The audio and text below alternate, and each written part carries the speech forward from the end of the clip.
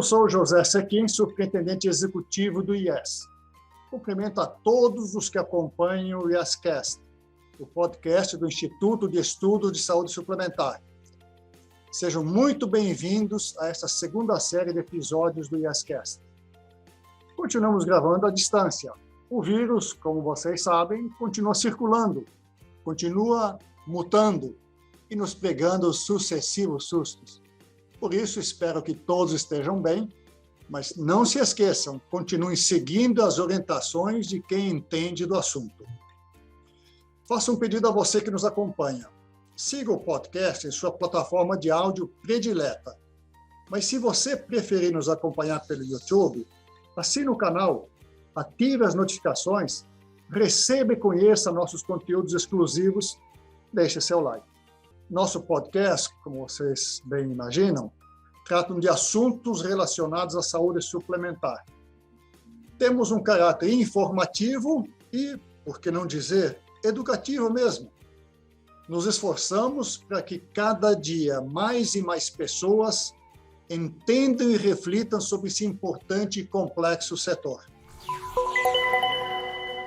Nesta segunda série de podcast, estamos debatendo o livro Judicialização de Planos de Saúde, Conceitos, Disputas e Consequências. Foi organizado pelo IES, em parceria com o Colégio Permanente de Diretores de Escolas Estaduais de Magistratura e apoio da Escola da Magistratura de Tocantins, obra assinada por 20 autores convidados. Você que nos acompanha encontra o livro na íntegra de forma gratuita para download no nosso site do IES, www.iess.org.br. Bom proveito. No episódio de hoje, eu tenho a honra de contar com a presença de dois acadêmicos. A professora de Direito do INSPER, doutora em Direito Constitucional, bacharel em Direito pela Universidade de São Paulo, Natália Pires de Vasconcelos. E seu parceiro de escrita, Paulo Furquim de Azevedo, professor e coordenador do Centro de Regulação e Democracia do INSPER, doutor em Economia, ex-conselheiro do CAD. Como vocês perceberam, temos personalidades muito importantes nessa conversa essa manhã. Sejam muito bem-vindos, doutores Natália e Paulo. É um prazer receber vocês. Muito obrigado por terem aceitado o nosso convite de escrever o artigo e participar dessa conversa. É um prazer. Obrigada. Obrigada por nos ter aqui. Obrigado. Isso aqui é um prazer bater esse papo aqui com vocês, conversar de um tema tão importante quanto esse aqui da judicialização da saúde. É isso aí mesmo, judicialização da saúde. Esse é o tema, aliás, da pesquisa de 2019, da qual vocês dois participaram, realizada pelo Centro de Regulação e Democracia do INSPER, em parceria com o Conselho Nacional de Justiça. No capítulo, vocês apresentam uma síntese desse estudo. Vamos falar, então, desta pesquisa nessa conversa de hoje. Eu gostaria que vocês destacassem o que motivou a pesquisa e qual era o objetivo desse trabalho. Claro, depois, ao longo do nosso programa, nós vamos destacar os principais resultados, dificuldades, conclusões. Vamos dar preferência do começo para a doutora Natália, e em seguida, a doutor Paulo. Gostaríamos de ouvi-los. Natália. De novo, obrigada pelo convite. Eu fui uma das pesquisadoras dessa pesquisa, mas é uma pesquisa com muitos outros pesquisadores e pesquisadoras, e eu, o professor Paulo Furquim, foi o coordenador dos nossos esforços. Então, só para deixar esse caveat assim no ar. Então, eu vou um pouco colocar assim, o que eu acho que são a motivação da pesquisa, de fato, foi uma chamada do Conselho Nacional de Justiça, que nós respondemos, uma chamada anual ou bianual que o CNJ faz para membros da academia apresentarem propostas de pesquisa para temas que são importantes para o sistema de justiça, principalmente para a magistratura, para o judiciário. E a judicialização da saúde, como todos nós sabemos, é um tema de muita importância, que tem um impacto muito expressivo, sobre tanto a política de saúde quanto o trabalho da magistratura, do judiciário, ocupa muito as docas dos juízes e juízas, e é um tema complexo, o tema de de concessão de medicamentos e tecnologias pelo sistema de justiça, né, muitas vezes revertendo decisões que são muito bem ou muito mal, né, tomadas pela administração pública, mas, em geral, né, são decisões complexas, né, envolvem custo, envolvem exame de custo-efetividade, né, de eficácia da tecnologia, do tratamento do serviço, envolve uma pessoa, né, um paciente, que tem questões próprias, né, que está sendo conduzida por um médico ou médica. Então, todas essas dimensões desse tipo de disputa, né, que chegam para o judiciário, acredito que motivaram o CNJ a contratar essa pesquisa. Eu vou passar a palavra para o Paulo, para ele talvez colocar assim, para o geral, né, para o nosso coordenador dos grandes esforços. Bom, primeiro, acho que a Natália foi modesta em se dizer, foi apenas uma pesquisadora, né? Tivemos um time fantástico de pesquisadores, muito grande, e a Natália, no decorrer da pesquisa, até assumiu um papel fundamental, que foi toda a parte qualitativa. Se a gente tiver oportunidade mais para frente, a gente pode detalhar isso. E ela coordenou essa parte qualitativa, né?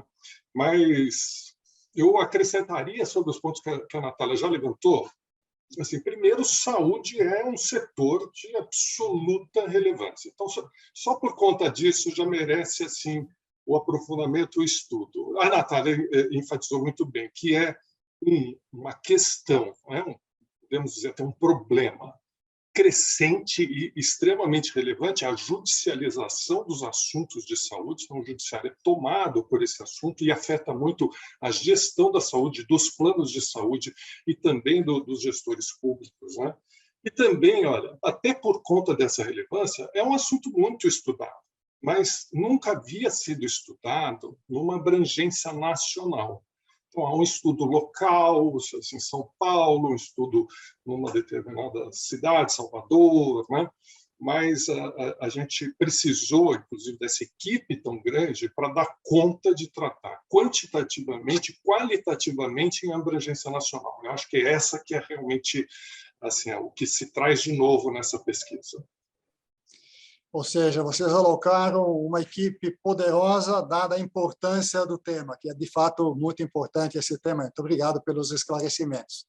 Mas agora, doutora Natália e doutor Paulo, que métodos e que dados vocês utilizaram ao longo dessa pesquisa?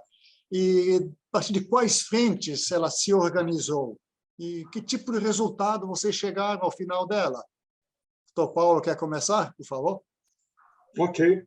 Bom, esse foi um ponto desafiante, justamente o que eu estava dizendo na intervenção anterior, que a preocupação com uma abrangência nacional é que olhasse aspectos que são tanto de contexto e, portanto, melhor acessados por uma abordagem qualitativa, quanto de abrangência e, portanto, melhor acessados por uma abordagem quantitativa.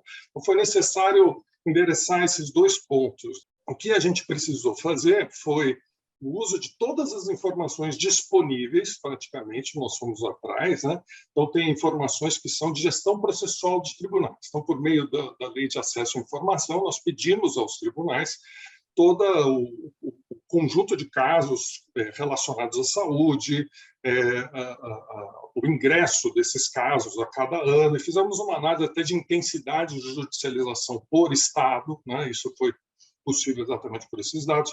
Outra fonte de dados é o texto das decisões. Eu acho que esse aí é a fonte de dados mais rica, porque se pode discutir quais são os fundamentos e por que um juiz toma uma decisão para um lado ou para o outro. E aí nós utilizamos duas fontes de dados. Os repositórios da jurisprudência, que estão nos tribunais, são decisões ou de sentenças em primeira instância ou acórdãos em segunda instância, mas também foi necessário, no caso da saúde, utilizar uma outra fonte de dados, que foram os diários oficiais. E por que foi necessário? Porque, em saúde, a justiça é muito rápida. É o que, normalmente, quando se fala em justiça, a gente fala da lentidão da justiça. Mas, em saúde, é muito comum o uso de liminares, tutela antecipada, né? Em que o juiz, muito rapidamente, toma uma decisão, em geral, em favor do demandante, né? Seja da pessoa que entrou no judiciário. Então, foi necessário também olhar, para além das decisões finais, olhar assim, as ocorrências de criminais. Maravilha. Natália? Né, na frente qualitativa, né, eu acho que um dos ganhos dessa pesquisa que a gente combina esse quanti-quali, né, e a gente começou a trabalhar assim nessa pesquisa e né, a gente fez uma pesquisa posterior sobre a judicialização da previdência, dos benefícios previdenciários. A gente né, manteve esse desenho né, de pesquisa, então acho que tem um ganho muito grande. Eu e a professora Vanessa Elias de Oliveira, né, a gente compartilhou esse trabalho de entender né, a realidade da judicialização a partir dos seus atores e atrizes, né, os personagens que participam, principalmente da gestão da judicialização, né, da resposta institucionalizada que é dada para a judicialização, principalmente pelas secretarias de saúde estaduais, pela política pública de saúde, né, e aí a gente olhou para 5 regiões, um estado e o Distrito Federal de cada região, então a gente olhou para Bahia, Pará, Distrito Federal, São Paulo e Rio Grande do Sul, e a gente entrevistou atores, personagens desses estados para tentar entender como a judicialização era né, como ela era caracterizada, né, a percepção desses atores e atrizes, mas também né, como ela era processada, né, a ideia de resposta, de se criar uma política de cumprimento de decisão judicial. A gente encontrou muita variação regional, né, que era uma coisa que, de fato, só uma pesquisa com dimensão nacional poderia capturar, né? Então, até então, a gente tinha uma literatura, né, como o professor Paulo apontou, muito casuística, né, muito baseada em casos, né, estudos de casos específicos. Então, uma análise nacional, olhando para o país e para os estados como um todo, foi muito importante. Né? Agora, eu queria pensar um pouco o seguinte, vocês olharam um grande conjunto de ações, eu acho que de ações de saúde, no período que vocês analisaram, passam de 400 mil, não sei o número exato, mas certamente acima de 400 de milhares. E abrangeu tanto o público quanto o setor privado. Eu acho que eu gostaria que vocês nos indicassem para a nossa audiência que semelhanças ou contrastes teve essa judicialização na saúde pública, SUS, e na saúde privada, suplementar, tanto em termos da quantidade de ações, inclinações a demandar, você já citou um pouco isso, Natália, principais temas demandados, enfim, gostaria de entender um pouquinho se há muita semelhança ou há mais diferença entre os dois. Começaríamos com quem? Com você, Paulo? Pode ser. Bom, eu acho que tem uma coisa que a Natália já antecipou, eu vou assim, repetir. A gente viu muitas diferenças regionais, inclusive nessa distinção de setor público e saúde suplementar. Né? Então, por exemplo, a judicialização em São Paulo ela é predominantemente de saúde suplementar, né? Não só pelo grau de cobertura, mas pelo modo de como se organiza todo o sistema também. E enquanto a gente vai ver em outras regiões uma demanda maior sobre o sistema público de saúde, né? Então tem essas diferenças, mas o que eu acho mais interessante, talvez para traduzir assim, em termos de ocorrências de casos, eu vou citar aqui um método que nós utilizamos. Olha, ler 400 mil casos não é fácil. Ninguém lê isso de modo convencional. Então, nós utilizamos uns algoritmos para fazer essas leituras e tem vários métodos possíveis. Um desses métodos resume esses 400 mil textos em 5, no caso foram 5 nuvens de palavras que representam esses 400 mil casos. Né? Então, eles são como se fossem tipos diferentes de ocorrências ali. Uma dessas nuvens de palavras, ou seja, uma ocorrência típica desses casos aqui, era na saúde suplementar, e é interessante ver o que está lá dentro. Né? Tem muitas coisas relacionadas com contrato, com o direito do consumidor, ou seja, o fundamento jurídico usado nos casos de saúde suplementar, naturalmente, era de se esperar isso mesmo, é direito do consumidor.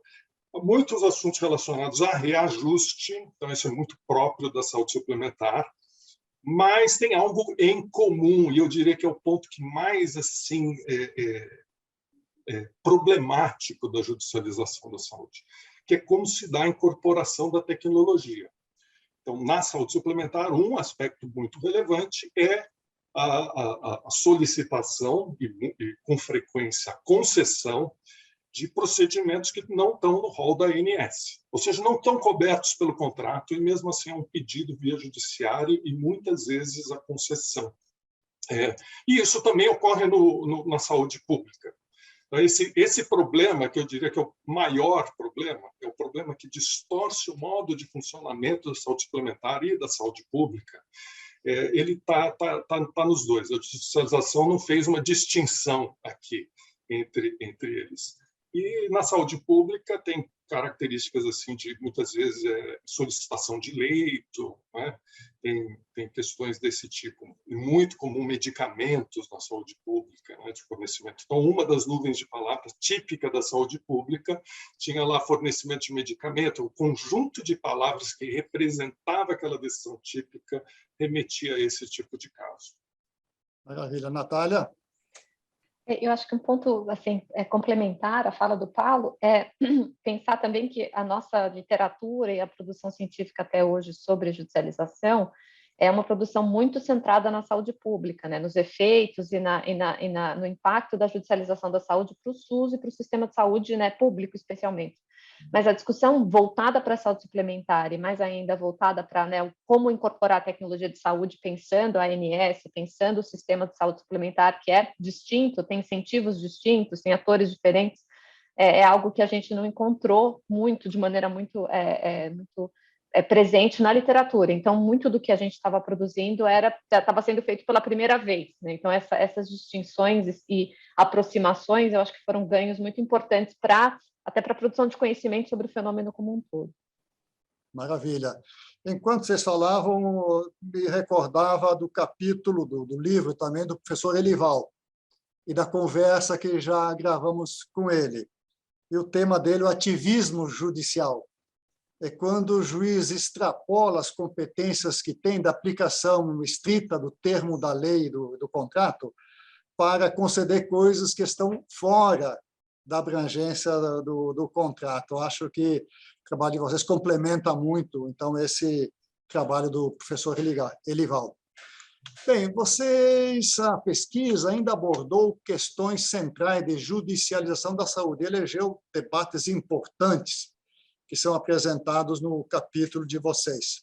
Entre eles, como vocês já acabaram de mencionar, a heterogeneidade das demandas e a questão das ações individuais em contraste com as coletivas. Aliás, nesse ponto, tem um trabalho que o IES faz regularmente, que é o mapa da judicialização, que mostra, por exemplo, que a inclinação a demandar judicialmente na saúde suplementar é muito mais alta no Nordeste do que é em São Paulo, se falarmos em termos do número de ações por beneficiário. Então, a inclinação à demanda muito mais alta lá do São Paulo. Essa questão da heterogeneidade que vocês também apontam muito bem. E a outra questão do contraste entre ações individuais e coletivas. Então, eu gostaria que a Natália comentasse sobre essa heterogeneidade regional e aquilo que você chama de judicialização regressiva, expressão do texto de vocês. E ao Paulo, eu gostaria de escutá-lo falando sobre as diferenças entre ações coletivas e individuais e a questão das referências técnicas. Natália, vamos começar com você. O que a gente chama, né, de judicialização regressiva é um pouco essa ideia do sistema de justiça ser a primeira porta para a política de saúde ou para o acesso a benefícios, a prestações de saúde.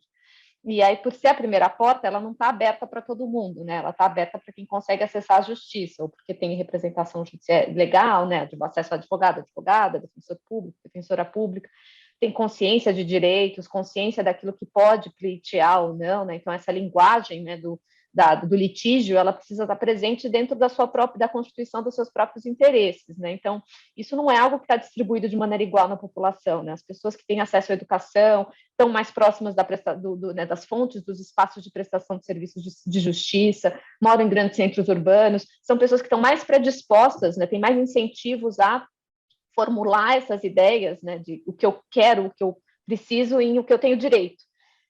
e buscar, né, os serviços de justiça. Então, a gente chama de judicialização regressiva um pouco isso, né? A primeira porta ser o sistema de justiça, ou ser uma porta muito importante, e o efeito, né, da judicialização sobre a política pública, né? Porque ao criar essa segunda porta, né, e ser um sistema de justiça que concede muito, né? Então, assim, a gente tem uma proporção de casos que dão, né, os casos que são favoráveis às demandas individuais, que é um ponto que o Paulo vai desenvolver, é uma proporção muito grande, né? E aí a gente tem, e são em geral decisões que estão muito pouco ancoradas nas evidências, né? Sobre se aquela medicação, aquele tratamento, aquele serviço é custo efetivo, ele deveria ou não estar sendo provido para todo mundo. Então, né, no agregado, isso gera um problema regressivo, porque você não está dispondo dos recursos públicos de maneira completa, pensando todas as pessoas e todas as necessidades, mas assim, o viés que o judiciário está trazendo é esse de olhar só para essas pessoas que chegaram na justiça, receberam a decisão judicial favorável, né? Então, isso gera um sistema de justiça menos justo do ponto de vista de distribuição equivalente, né, igualitária de recursos, pensando todas as demandas de saúde, né? E a gente observou, né, na pesquisa que essa judicialização, né, regressiva, ela também é heterogênea, né? As regiões têm populações diferentes, né, com demandas de saúde também distintas.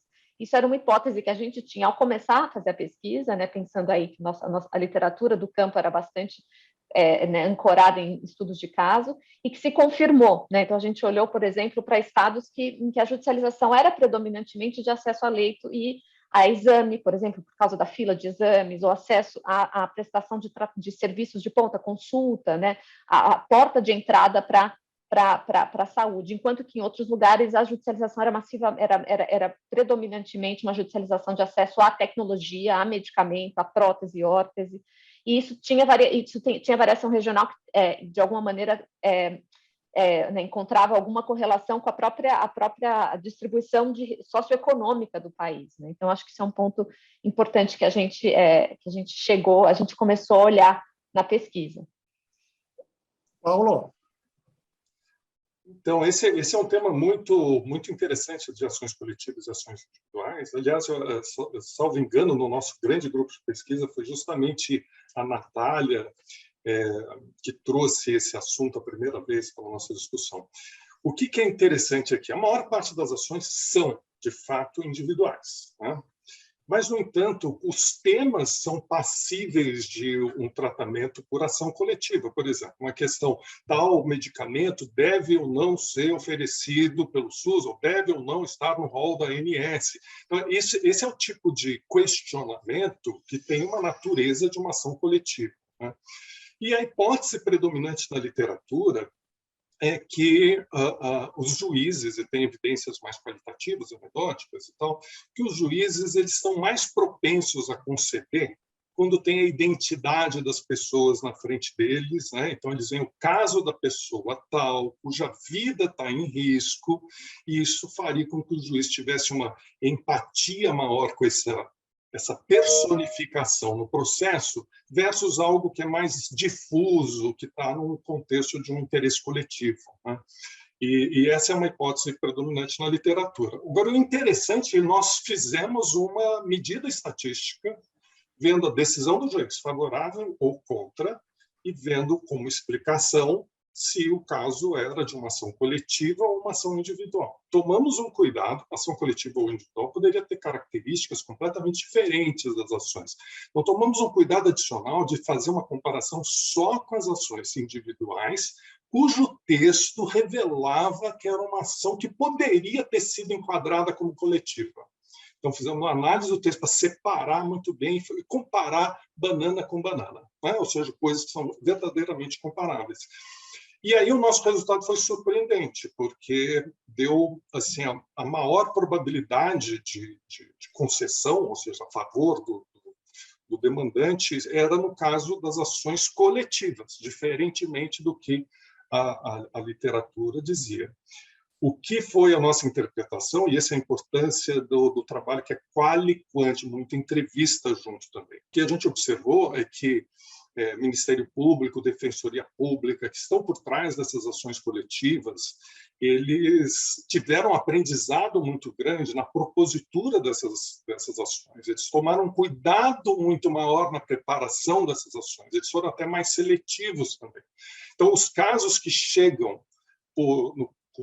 como ação coletiva, eles chegam muito mais bem preparados e selecionados. Isso é que está explicando esse sucesso. Não quer dizer que os resultados anteriores da literatura estejam errados, que o juiz não tenha uma propensão a dar mais favoravelmente quando ele tem uma personificação do caso, né, de quem está do lado de lá demandando. Né? Então, essa foi a nossa interpretação, mas foi, de fato, um resultado surpreendente.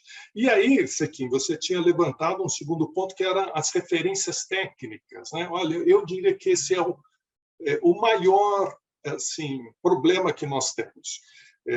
Primeiro, vale uma qualificação aqui, que a judicialização não é um problema a priori, assim, ela pode ser absolutamente necessária, né? Então tem um contrato entre um plano de saúde e um beneficiário, o contrato não é cumprido, é motivo de uma judicialização legítima, e a própria existência de um judiciário faz com que as empresas fiquem mais propensas a cumprir contratos também. Então é fundamental ver esse papel positivo de ter uma terceira parte que faz o enforcement de contratos, né?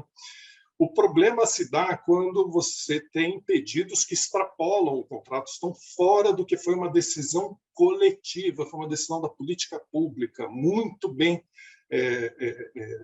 elaborada, no sentido de várias pessoas, várias etapas, consulta pública, decidir qual é o nosso rol de procedimentos. E o que a gente notou é que a decisão do juiz, não podemos dizer se ela é certa ou errada, não teríamos esse instrumento.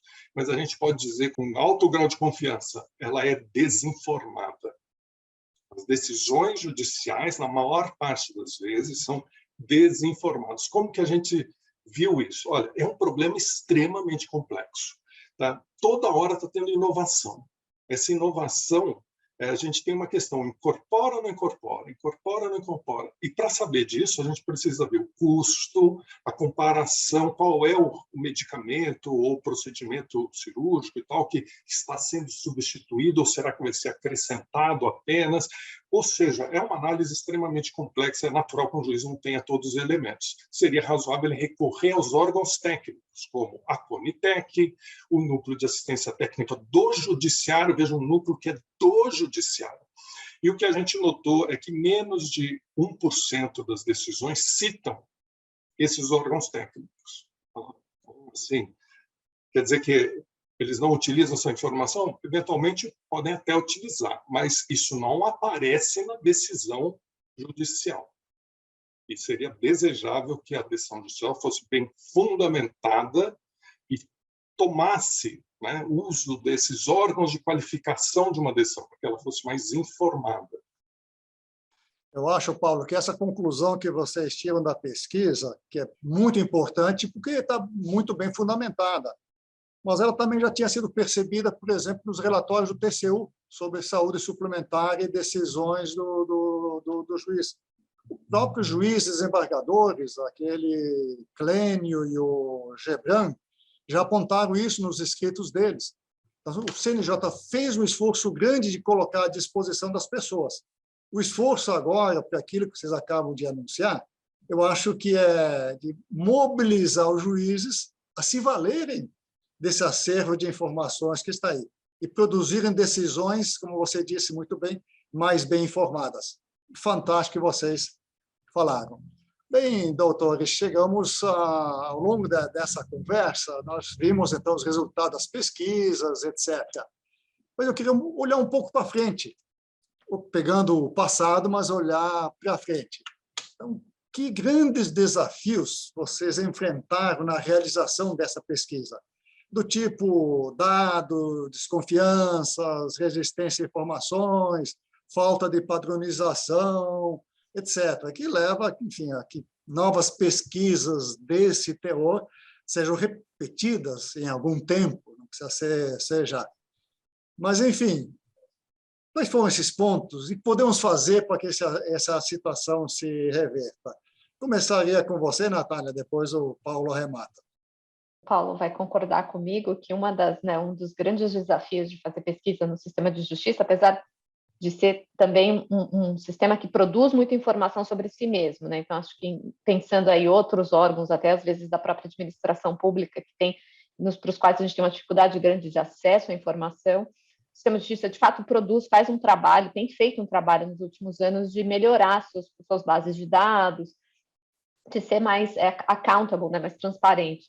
Mas ainda assim é difícil trabalhar com um sistema tão grande, né, com a dimensão nacional que ele tem, em que cada tribunal organiza a sua própria jurisprudência, suas decisões, né, como vai até armazenar essas decisões nos próprios sites, né, de acordo com aquilo que pretende ou prefere. Né? Então, eu sei que o CNJ tem feito um esforço muito grande de padronização, de melhorar, né, organizar, articular melhor as informações dentro do sistema de justiça, mas essa acho que tem sido uma das grandes, né, esse é um dos grandes desafios que a gente enfrenta para fazer essa pesquisa, para fazer qualquer pesquisa sobre o sistema de justiça que tenha a abrangência que a gente gostaria que a gente pretende que tenha. Então, acho que esse talvez seja o desafio mais importante, né, padronização, harmonização, mas esse interesse também, né, do sistema de justiça de ser estudado, né, e tornar suas informações fáceis, de fácil acesso, que é algo também que não acontece de maneira homogênea em todos os tribunais. Maravilha. Paulo? Eu vou pegar esse ponto que a Natália falou agora. Os tribunais não são homogêneos, né? E eles têm uma autonomia muito grande, ou seja, existe o CNJ, existe o Departamento de Pesquisa do CNJ, e eles procuram dar uniformidade ao tratamento de dados, procedimentos, mas os tribunais têm muita autonomia. Então, isso tornou mais difícil, certamente, a pesquisa, mesmo com o uso da lei de acesso à informação. Vários tribunais não nos ofereceram informação. Não foram vários, foram poucos. Mas isso ocorreu e não há nada o que se possa fazer, né, nesse sentido. Mas eu destacaria que tem melhorado muito para quem faz pesquisa na área judicial. O CNJ tem tido um papel importante. Acredito até que grupos de pesquisa como o nosso e outros também têm ajudado nessa interação com o CNJ para produzir essa base de dados. Eu diria que hoje está mais fácil fazer essa pesquisa do que quando a gente fez. Ou seja, replicar essa pesquisa vai ser mais fácil de ser feita, pode ter com um grupo menor de pessoas do que quando a gente fez. E o verdadeiro desafio, realmente, é endereçar o problema de fato, eu acho, a política pública, que torne a nossa judicialização predominantemente legítima no sentido de cumprir o seu papel, de fazer cumprir a política pública, de fazer cumprir os contratos, de dar ordem, de redução de conflitos, e não um espaço que possa ter, mesmo que involuntariamente, uma distorção da política pública, na distorção das relações contratuais na saúde suplementar. Eu acho que o importante é a direção com que caminhamos, né? Obviamente, a velocidade também passa a ser importante. Caminhar na direção correta, mas a passos de lesma, não nos leva muito longe, não é? Mas ótimo que estejamos aí no caminho certo, nós, o CNJ, enfim, as pesquisas todas aqui. Bem, senhores, com essa memorável conversa com os dois acadêmicos de alto padrão, nós encerramos mais um episódio dessa segunda temporada do YesCast. Muito obrigado, mais uma vez, pela participação de vocês, doutora Natália, doutor Paulo. Se vocês quiserem usar mais uns segundos para as despedidas, por favor. Natália, depois Paulo. Eu que agradeço, foi um prazer, foi uma conversa muito, muito leve, muito interessante. É sempre um prazer conversar sobre esse tema, especialmente com essa audiência. Muito obrigado. Paulo? Também agradecer, Sequim, pelo convite, pela oportunidade de participar do livro em tão boa companhia. Então, recomendo a todos que estão ouvindo aqui o acesso ao livro, que tem vários capítulos interessantíssimos. Então, muito obrigado pelo convite, tanto para o podcast, mas e, sobretudo, pelo livro. Muito obrigado a vocês dois. E para você, ouvinte, que deseja ler não só esse capítulo, vocês viram que tem coisas muito interessantes nele, mas querem ler o livro inteiro, Judicialização de Planos de Saúde, Conceitos, Disputas e Consequências, saiba que ele está disponível para download gratuito no site do IES. Basta você acessar www.iess.org.br e fazer download. Muito obrigado a você, espero você nos nossos próximos episódios. Até lá, um abraço a todos. Esse episódio foi gravado seguindo todos os protocolos de segurança para evitar a contaminação com Covid-19. IEScast.